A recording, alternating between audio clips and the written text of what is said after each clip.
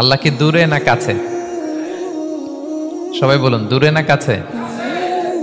আল্লাহ বললেন, আমার বান্দারা যখন জিজ্ঞেস করে আমার ব্যাপারে, আপনি বলুন আমি ফাইন্নী করিব, আমি কাছে। উজিবু দাওয়াতাদ দাঈ ইদা দাআন, কেউ যখন আমার কাছে দোয়া করে চায়, আমি তার ডাকে সাড়া দেই।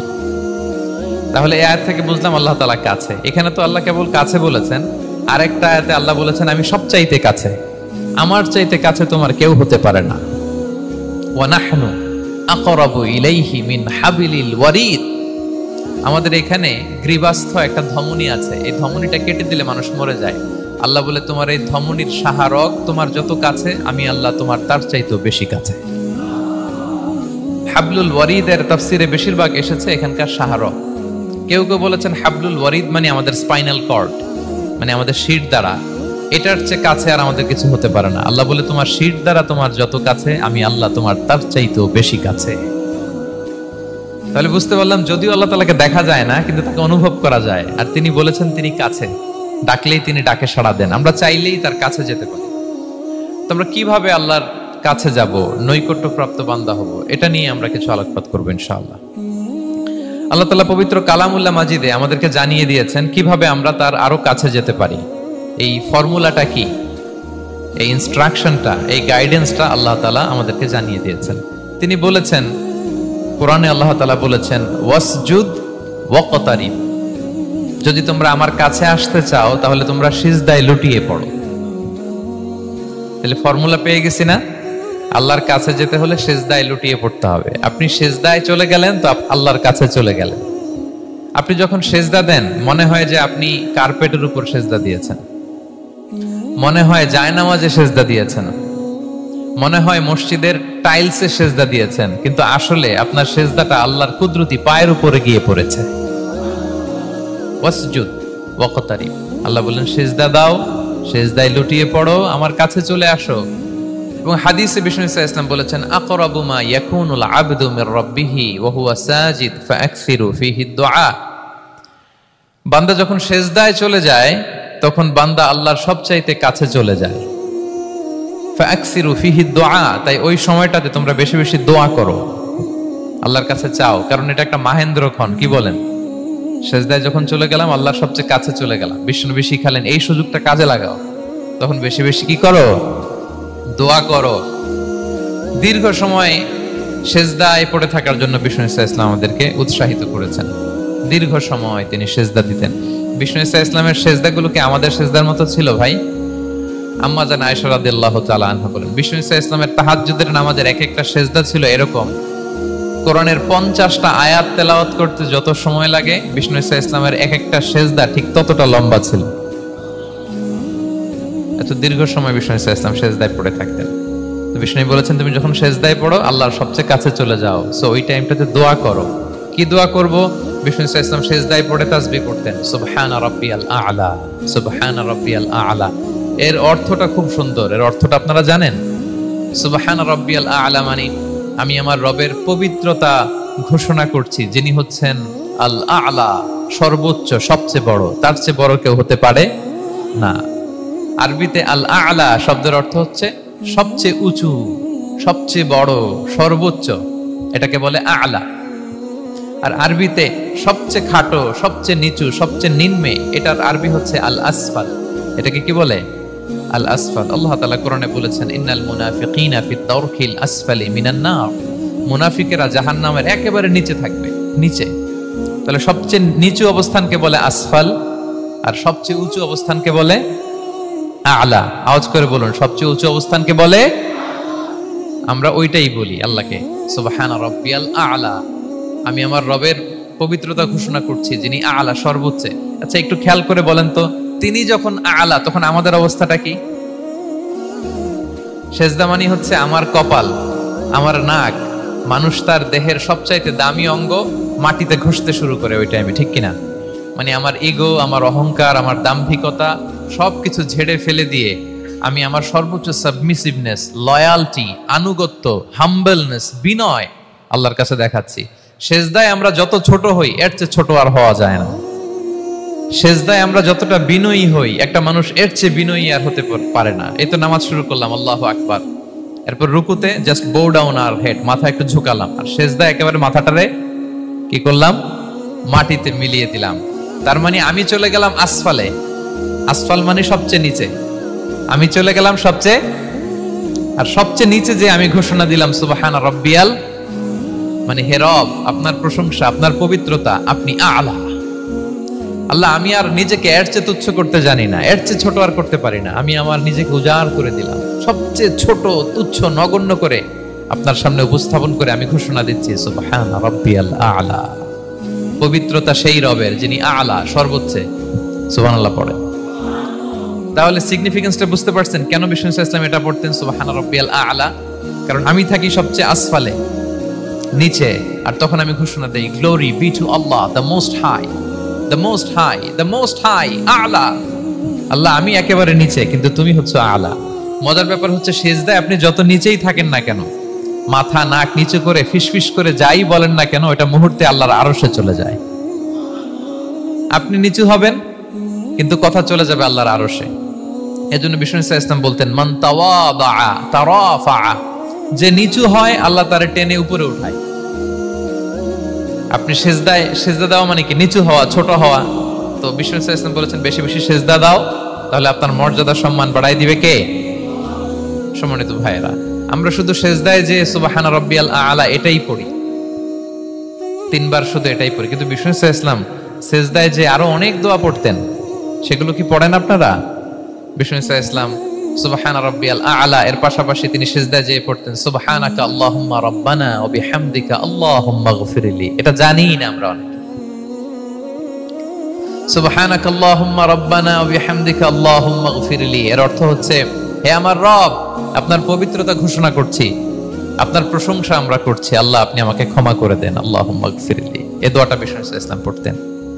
এছাড়াও বিষ্ণুই পড়তেন সুবহুন কুদ্দুসুন রব্বুল মালাইকাতি ওয়ার রূহ, সকল ফেরেশতাদের অধিপতি রব, সবচেয়ে বড় ফেরেশতা যার 600 পাখা, জিবরাইলের রব, সেই রবের প্রশংসা আমি করছি।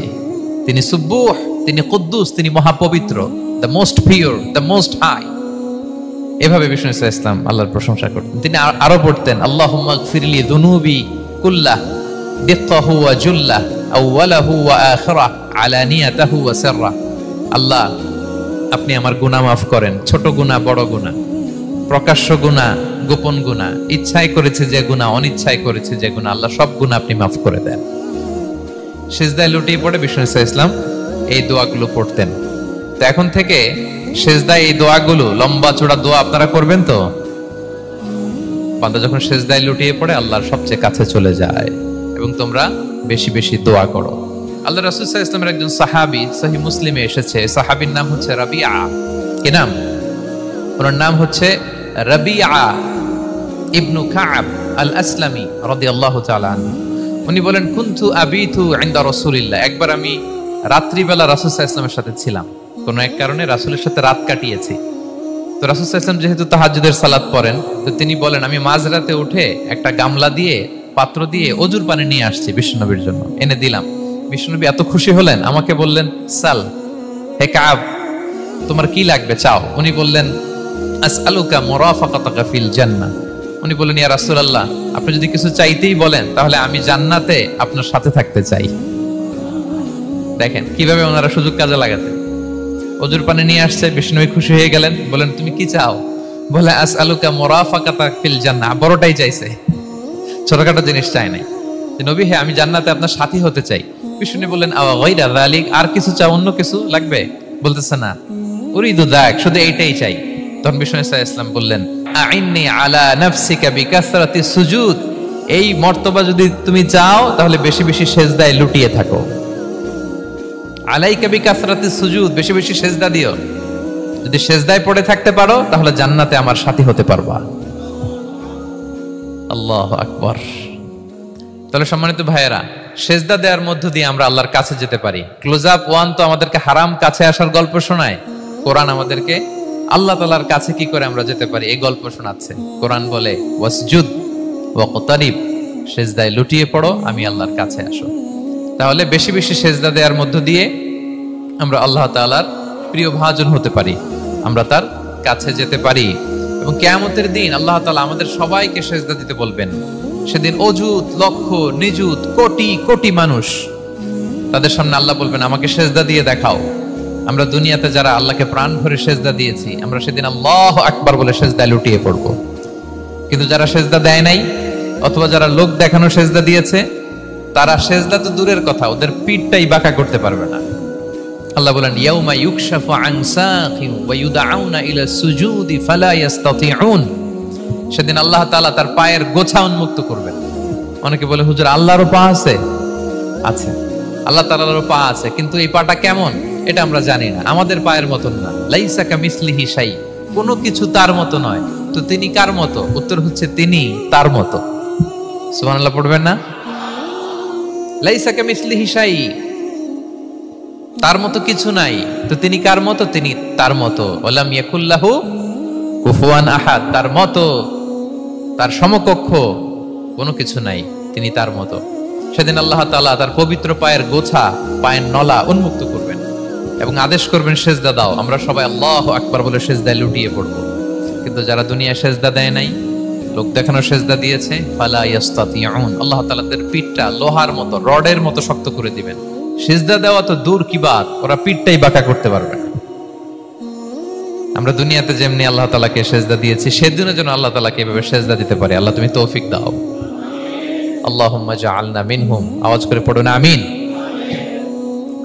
তাহলে সম্মানিত সুধী, আমরা যদি আল্লাহর প্রিয় হতে চাই, তার নৈকট্যপ্রাপ্ত বান্দা হতে চাই, প্রথম ফর্মুলা কি বলেন আপনারা? সাজদা। আওয়াজ করে বলুন, প্রথম ফর্মুলা কি? বেশি বেশি আল্লাহর সেজদা দিতে হবে, সেজদায় দীর্ঘক্ষণ পড়ে থাকতে হবে এবং সেজদায় দোয়াগুলো করতে হবে। মনের আকুতি মিনতি জ্বালা যন্ত্রণা এগুলো আল্লাহর কাছে উপস্থাপন করতে হবে। পারা যাবে তো ইনশাআল্লাহ? এই তো গেল কোরআনিক ফর্মুলা। কোরআন আমাদেরকে জানিয়েছে যদি আল্লাহর কাছে যেতে চাও সেজদা দাও। এবার আমরা একটু হাদিসের দিকে চোখ বোলাই যে হাদিস কি বলে। হাদিসে কুদসিতে এসেছে, আল্লাহ রাব্বুল ইজ্জা ওয়াল জালাল বলেন, ওয়ামা ইয়াজালু আবদি ইয়াতাকাররাবু ইলাইয়া বিন-নওয়াফিল, আমার বান্দা যদি আমার কাছে আসতে চায় তাহলে সে যেন বেশি বেশি নফল ইবাদত করে। নফল ইবাদতের মধ্য দিয়ে সে আমার কাছে আসতে থাকে। যত বেশি নফল ইবাদত করবে আমার কাছে আসবে। হাত্তা উহিব্বাহু, এক পর্যায়ে এমন হবে যে আমি আল্লাহ তাকে ভালোবাসতে শুরু করে দিব। তার মর্তবা এত উপরে উঠে যাবে, কুনতু সামাআহুল্লাযী ইয়াসমাউ বিহা, তখন সে কান দিয়ে যখন শুনবে তার নিজ কানে শোনে না, সে আমি আল্লাহর কানে শোনে। হাত দিয়ে কিছু ধরলে সে আল্লাহর হাতে ধরে, চোখ দিয়ে দৃষ্টি করলে সে নিজ চোখে দেখে না, সে আল্লাহর চোখে দেখে। পড়েন সুবহানাল্লাহ। তাহলে কোরআন বলল সেজদা আর হাদিস বলল নফল ইবাদত। যে যত বেশি নফল করে সে আল্লাহর কাছে যায়, যে যত বেশি নফল ইবাদত করে সে আল্লাহর প্রিয় ভাজন হয়ে ওঠে, আল্লাহর নৈকট্যপ্রাপ্ত বান্দা হয়ে ওঠে। এবং হাদিসে এসছে, বিষ্ণু ইসা ইসলাম বলেন, আমাদের ফরজ নামাজে যদি কারো ঘাটতি হয়, আমাদের অনেকের এমন হবে যে ফরজ নামাজ পড়ে নাই অলসতা করে, তখন আল্লাহ ফেরেশতাদেরকে বলবেন কি অবস্থা আমার বান্দার? বলবে আল্লাহ অনেক ফরজ নামাজের তো ঘাটতি দেখা যাচ্ছে।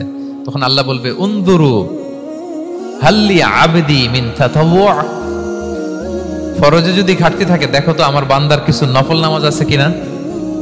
ফেরেশতারা এবার খুঁজে দেখবে, হ্যাঁ এই বান্দার অনেক নফল নামাজ আছে। তখন আল্লাহ বলবে ঠিক আছে, এই নফল গুলোরে ফরজের ভেতরে ঢুকায়া মেকআপ করে দাও। তাহলে বলেন নফল ইবাদতের দরকার আছে না নাই? কিয়ামতের দিন ফরজ নামাজে ঘাটতি থাকলে নফল নামাজগুলো সেখানে সাবস্টিটিউট করে আল্লাহ তাআলা আমাদেরকে বাঁচাবেন। এজন্য আমরা যেন নফল করি। ফরজ তো করতেই হবে, এটা তো কম্পালসরি, অব্লিগেটরি, আল্লাহর মাইট থেকে বাঁচার জন্য করতেই হবে। কিন্তু আল্লাহর প্রিয় হইতে হইলে নফল ইবাদত করতে হবে। ওটাকে বলে অপশনাল, ওটা হচ্ছে ওভারটাইম। আপনারা ভালো বুঝবেন, এটা কি বলে? ওভারটাইম। ওভারটাইমের বেতন কিন্তু মূল বেতনেরও বেশি, বেসিকের চেয়ে বেশি। বেসিকে যদি পার আওয়ার 20 রিঙ্গিট হয়, তো ওভারটাইমে পার আওয়ার কত? 30 রিঙ্গিট, 40 রিঙ্গিট, ঠিক কিনা? তো এই জন্য নফলগুলোকে যেন আমরা ছোট মনে না করি প্রিয় ভাইরা। তাহলে আমরা ফর্মুলা পেয়ে গেলাম, আল্লাহ তাআলার প্রিয় হতে চাইলে দুটি কাজ, কোরআন বলে সেজদায় লুটিয়ে পড়ো, আর হাদিস বলে বেশি বেশি নফল ইবাদত করো। আমরা কি করতে পারি, কি কি নফল ইবাদত করে আল্লাহ তাআলার প্রিয় হতে পারি, আমি দুই একটি আপনাদের সাথে শেয়ার করবো ইনশাআল্লাহ। এক নাম্বার যে নফল ইবাদতটি করে আমরা আল্লাহ তাআলার প্রিয় হতে পারি সেটা হচ্ছে তিলাওয়াতুল কোরআন। আল্লাহর কোরআনের তেলাওয়াত, এটা আল্লাহর বাণী। কোরআন তেলাওয়াত মানে আল্লাহর সাথে কথা বলা। ইনদামা তাতলুল কোরআন কাআন্নামা আনতা তুনাজি মা রাব্বিক, যখন আপনি কোরআন তেলাওয়াত করেন কাইন্ড অফ আপনি আল্লাহর সাথে মুনাজাত করেন, মানে একান্ত আলাপন করেন, আলাপচারিতা করেন। তো বিষ্ণু সাল্লাল্লাহু আলাইহি ওয়াসাল্লাম বলেছেন আফদালুল ইবাদাতি কিরাআতুল কুরআন, নফল ইবাদতের যত লিস্ট আছে এর মধ্যে সবচেয়ে শ্রেষ্ঠ হচ্ছে আল্লাহর কোরআন তেলাওয়াত করা। আপনারা প্রতিদিন কোরআন তেলাওয়াত করেন তো? করেন? আমাদের বাংলাদেশে একটা ট্র্যাডিশন হচ্ছে, মানে শুদ্ধভাবে পড়ার ধারধারি নাই, তাড়াহুড়ো করে কোরআন খতম দিতে চায়, খতম তুলতে চায়, 5 খতম 7 খতম 10 খতম, খতম তুলতে যায় কোরআন রে খতম করে ফেলে, খতম তুলতে যায় কোরআন রে কি করে ফেলে, খতম করে ফেলে। না, এইভাবে করা যাবে না, ধীরস্থির ভাবে পড়বেন। আনাস রাদিয়াল্লাহু তাআলা আনহু বলতেন রুব্বা কারি লিল কুরআন ওয়াল কুরআনু ইয়ালআনহু, কোরআনের অনেক তেলাওয়াতকারী আছে যারা সওয়াবের পরিবর্তে কোরআনের লানত পায়, কোরআন এদেরকে লানত করে। এর কারণ তাড়াহুড়ো করে পড়ে, এর কারণ ধীরস্থির ভাবে পড়ে না। আল্লাহ তাআলা বলছেন ওয়ারাতিলিল কুরআনা তারতিলা, তোমরা তারতিলের সাথে কোরআন পড়ো, ধীরস্থির ভাবে, বিশুদ্ধ ভাবে, তাহসিনের সাথে, তাজবিদের সাথে পড়ো। তারতিল মানে কি? আনাস রাদিয়াল্লাহু তাআলা আনহু বলেন বিষ্ণু সাল্লাল্লাহু আলাইহি ওয়াসাল্লামের কিরাআতের ব্যাপারে যে রাসূলুল্লাহ সাল্লাল্লাহু আলাইহি ওয়াসাল্লাম ইয়ামুদ্দু বিহা সাওতাহু মাদ্দান, তিনি যখন কিরাআত পড়তেন টেনে টেনে পড়তেন, তাড়াহুড়ো করে পড়তেন না। কিভাবে পড়তেন? টেনে টেনে পড়তেন। আম্মা জান উম্মে সালামা রাদিয়াল্লাহু তাআলা আনহা বলেন কানা ইউকাত্তিউ কিরাআতাহু আয়াতান আয়াতান, প্রতি আয়াত পড়ে থামতেন, তাড়াহুড়ো করতেন না। তাহলে বিষ্ণুবী টেনে টেনে কোরআন পড়তেন, প্রতি আয়াত শেষে থামতেন, ধীরস্থির ভাবে, তাড়াহুড়ো করা যাবে, প্রতিটা আয়াত শেষে থামতে হবে। আলহামদুলিল্লাহি রাব্বিল আলামিন আর রহমানির রহিম মালিকি ইয়াউমিদ্দিন ইয়্যাকা না'বুদু ওয়া ইয়্যাকা নাস্তাঈন। টেনে টেনে বললাম, প্রতিটা আয়াত শেষেই থামলাম, ঠিক কিনা? ঠিক এভাবে বিষ্ণু ইসা ইসলাম তেলাওয়াত করতেন। এবং তিনি বলতেন যায়িনুল কুরআন বিআসওয়াতিকুম, তোমরা সুন্দর কণ্ঠে, সুললিত কণ্ঠে সুর করে কোরআন পড়ো, সুন্দর করে পড়ো। অনেকে বলে হুজুর আমার গলায় তো কোনো সুর নাই, আমি কি করব? প্রত্যেকের গলায় কিছু না কিছু সুর আছে। বাথরুমের ভিতরে ঢুকলে বোঝা যায়, যখন কাপড় কাচতেছেন আর গান গাইতেছেন মনের অজান্তে, তখন সুর চলে আসে। কোরআন পড়ার সময় সুর বেরোয় না, না? যার যেরকম সুর ওইটাই আপনি সুন্দর করে পড়বেন। আরব শায়েখরা যেই কণ্ঠে কোরআন পড়তেন ওই কণ্ঠে আপনি সুর করে তেলাওয়াত করবেন। এবং সহিহ বুখারীর বর্ণনা বিষ্ণু সাল্লাল্লাহু আলাইহি ওয়াসাল্লাম বলেছেন লাইসা মিন্না মান লাম ইয়াতাগান্না বিল কুরআন, যে কোরআনকে গুনগুনিয়ে সুর করে পড়ে না সে আমার উম্মত নয়। এবার বলেন, কোরআনকে সুর করে ধীরস্থির ভাবে, টেনে টেনে, থেমে থেমে পড়ার দরকার আছে না নাই? এভাবে পড়বেন তো সবাই? তারতিলের সাথে কোরআন পড়তে হবে। বাসায়, গাড়িতে কোরআনের তেলাওয়াত ছেড়ে দিয়ে রাখবেন। ওয়া ইযা কুরিআল কুরআনু ফাসতামিউ লাহু ওয়া আনসিতু লাআল্লাকুম তুরহামুন, যখন কোরআনের তেলাওয়াত হয় চুপ থাকো, মনোযোগ দিয়ে শোনো, আল্লাহর রহমতের বারিধারা তোমার উপর নাজিল হতে থাকবে। বাসায় কোরআন ছেড়ে দিয়ে রাখবেন। বাসায় কি ছেড়ে দিয়ে রাখেন বলেন? হিন্দি গান, বাংলা গান, কি ছেড়ে দিয়ে রাখেন? লাউড স্পিকারে কোরআন ছেড়ে দিয়ে রাখবেন। গাড়ি চালাচ্ছেন, কোরআন ছেড়ে দিয়ে রাখবেন, রহমতের বারিধারা নাজিল হবে। আর তেলাওয়াত করার সময় তারতিলের সাথে, নাকি খতম উঠাইতে যায় কোরআনের খতম করে দিবেন? হ্যাঁ, না, ধীরস্থির ভাবে পড়তে হবে। তাড়াহুড়ো করে পড়লে আমরা শুনলাম আজকে কোরআন লানত দেয়, কি দেয় ভাই? এমনটা যেন না হয়। তাহলে নফল ইবাদতের লিস্টে আমরা প্রথমেই রাখবো কোরআন তেলাওয়াত। শাহরু রমাদান আল্লাযী উনজিলা ফীহিল কুরআন, এই মাসে কোরআন নাজিল হয়েছে। কোরআন নাজিলের মাসে আমরা যেন বেশি বেশি কোরআন তেলাওয়াত করি। প্রতিটা অক্ষরে 10টা নেকি। পৃথিবীর এমন কোন কিতাব নাই, এমন কি হাদিসের কিতাবও না, বিষ্ণুনবীর হাদিস পড়লেও এটা নাই, শুধু কোরআন, শুধু আল্লাহর বাণী, এক অক্ষরে 10 নেকি। বিষ্ণু ইসলাম বলেন সূরা বাকারার শুরুতে যে আলিফ লাম মিমের মধ্যে এই 3টা অক্ষর বললে যে 10টা নেকি হবে এমন না, বল আলিফু হারফুন ওয়া লামু হারফুন ওয়া মিমুন হারফুন। আলিফ বললে 10 নেকি, মিম বললে 10 নেকি, লাম বললে 10 নেকি, আলিফ লাম মিম বললে 10টা সওয়াব হয়ে যাবে। এই বরকতের কিতাবকে আমরা মসজিদের সেলফে রেখে দিছি। মাকড়সার বাসা, ধুলা বালি পড়ে আছে, এটা পড়ার সময় আমাদের হয় না। আমরা যেন কোরআন তেলাওয়াত করি প্রতিদিন। ফজরের পরে কোরআন তেলাওয়াত করতে হবে। ফজরের পরের মুমিনের ওয়াজিফা বা রুটিন হবে রিসাইটেশন অফ দ্য হোলি কোরআন। আপনারা পড়েন তো ফজরের পরে? হ্যাঁ, একজন বলছে ইনশাআল্লাহ, বাকিরা নাউজুবিল্লাহ। বাকিরা কি? সবাই একসাথে পড়ুন ইনশাআল্লাহ। তাহলে নফল ইবাদতের 1 নম্বর লিস্ট হচ্ছে কোরআন তেলাওয়াত করা। আমরা বেশি বেশি যেন কোরআন তেলাওয়াত করি। আল্লাহ তাআলার প্রিয় হওয়ার যে পদ্ধতি, নফল ইবাদতের মধ্য দিয়ে আল্লাহ তাআলার প্রিয় ভাজন হওয়া যায়। এর 2 নম্বর তালিকা হচ্ছে আত-তাহাজ্জুদ বা কিয়ামুল লাইল, রাতের সালাত। কিসের সালাত? 2 রাকাত করে মাঝরাতে যে সালাতটা বিষ্ণু সাল্লাল্লাহু আলাইহি ওয়াসাল্লাম পড়তেন, এটাকে বলে কিয়ামুল লাইল বা তাহাজ্জুদ। এক সাহাবী বললেন, ইয়া রাসূলুল্লাহ, আইয়ুস সালাতি আফদালু বা'দাল মাকতুবা, ফরজ নামাজের পরে কোন নামাজ সেরা? বিষ্ণু বললেন, আস-সালাতু ফি জাওফিল লাইল, মাঝরাতে যেই নামাজটা পড়ো তাহাজ্জুদ, এটা সবচেয়ে সেরা।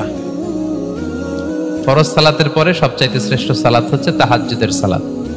আল্লাহ তাআলা বলেন, ওয়া মিনাল লাইলি ফাতাহাজ্জাদ বিহি নাফিলাতাল লাকা আসা আইয়াবআসাকা রাব্বুকা মাকামান মাহমুদা। নবী হে, রাতের কিছু অংশে আপনি তাহাজ্জুদের সালাত পড়ুন, এটা আপনার জন্য অতিরিক্ত একটা ফরজ। এটা বিষ্ণু সাল্লাল্লাহু আলাইহি ওয়াসাল্লামের জন্য ফরজ ছিল, অতিরিক্ত ফরজ, নাফিলাতান লাক। এবং আসা আইয়াবআসাকা রাব্বুকা মাকামান মাহমুদা, আশা করা যায় এর কারণে আল্লাহ তাআলা আপনাকে মাকামে মাহমুদে উত্তীর্ণ করবেন। মাকামে মাহমুদ হচ্ছে এমন একটা স্পেশাল জায়গা, একটা মাকাম, যেই জায়গায় দাঁড়িয়ে বিষ্ণু সাল্লাল্লাহু আলাইহি ওয়াসাল্লাম আমাদের জন্য সুপারিশ করবেন। মাকামে মাহমুদে দাঁড়িয়ে বিষ্ণু সাল্লাল্লাহু আলাইহি ওয়াসাল্লাম আমাদের জন্য সুপারিশ করবেন। তাই আমরাও যারা তাহাজ্জুদের সালাত আদায় করব, আমাদেরকে এরকম মাকামে মাহমুদ মানে সুউচ্চ মর্যাদার আসনে আল্লাহ তাআলা নিয়ে যাবেন। যারাই তাহাজ্জুদ পড়ে তাদের মর্যাদা বাড়িয়ে দেয় কে? এই নামাজটাকে আল্লাহ এত পছন্দ করেন কেন? এর কারণ, এটা এমন সময় পড়া হয় যে সময় দুনিয়ার সবাই ঘুমায়। দুনিয়ার সবাই কি করে? নিঝুম নিস্তব্ধ রাত, আপনি উঠে ওযু করে নামাজ পড়তেছেন, তখন আপনি ঘুমান না, আপনি তখন আল্লাহর রঙে রঙিন হতে চান, কারণ আল্লাহও ঘুমায় না। সুবহানাল্লাহ পড়েন। আল্লাহ বলে, লা তাখুযুহু সিনাতু ওয়ালা নাওম, never the sleep not the slumber overtakes me. আমি আল্লাহর ঘুম তো আসে না, ঘুমের আগে যে তন্দ্রা আসে ওইটাও আসে না। আরবিতে স্বাভাবিক ঘুমকে বলে নাওম। আওয়াজ করে বলেন তো, ঘুমের আরবি কি? নাওম। আর ঘুমের আগে যে একটা ডোজি ডোজি ভাব আসে, ঝিমুনি আসে, এটাকে বলে সিনা। এটার কি বলে? আল্লাহ বলে, লা তাখুযুহু সিনাতু ওয়ালা নাওম, আমি আল্লাহর ঘুম নাই, ঘুমের আগে যে তন্দ্রা আসে ওইটাও নাই। তো আপনি ওই টাইমে আল্লাহর রঙে রঙিন হতে চান, আল্লাহ ঘুমায় না, তো আপনিও ঘুমান না। ঘুমের আর একটা গভীর নাম আছে, ওটার নাম হচ্ছে হুজুদ। আওয়াজ করে বলেন তো ওইটার নাম? ওটা মাঝরাতে, শেষ রাতে যে একটা গভীর ঘুম আসে, এটার বলে হুজুদ। দেখবেন যে শেষ রাতে একটা এমন মজার ঘুম আসে, কম্বলটা টেনে টেনে এসিটা ছেড়ে দিয়ে আরেকটু ঘুমাইতে মনে চায়, আরেকটু আরেকটু আরেকটু ঘুমাই, এরকম একটা ঘুম আছে না? আরামের ঘুম। তো এই আরামের মাঝরাতের গভীর ডিপ স্লিপিং, ওইটারে আরবিতে বলে হুজুদ। ওইটারে আরবিতে কি বলে? এই হুজুদের ঘুমকে স্যাক্রিফাইস করে যে নামাজটা পড়া হয়, ওইটাকেই বলা হয় সলাতুল হুজুদ বা সলাতুত তাহাজ্জুদ। পড়েন সুবহানাল্লাহ। হুজুদকে স্যাক্রিফাইস করে আপনি নামাজ পড়েছেন, এজন্য এই নামাজটার নাম সলাতুল হুজুদ বা সলাতুত তাহাজ্জুদ। ওয়া মিনাল লাইলি ফাতাহাজ্জাদ বিহি নাফিলাতাল লাক আসা আইয়াবআসাকা রাব্বুকা মাকামান মাহমুদা। আপনি যদি প্রশংসার স্থানে উন্নীত হতে চান, তাহলে এই রাতের সালাত পড়তে হবে। বিষ্ণু ইসলাম দীর্ঘ সময় এই কিয়ামুল লাইলটা করতেন। সেজদায় কত লম্বা ছিলেন এটা তো একটু আগেই বললাম। কত লম্বা ছিল? এক একটা সেজদায় 50টা কোরআনের আয়াত তেলাওয়াত করা যায়, এত লম্বা সময় তিনি সেজদায় থাকতেন। সুবহানাল্লাহ। আর কত দাঁড়িয়ে থাকতেন এটার বলে লাভ নাই।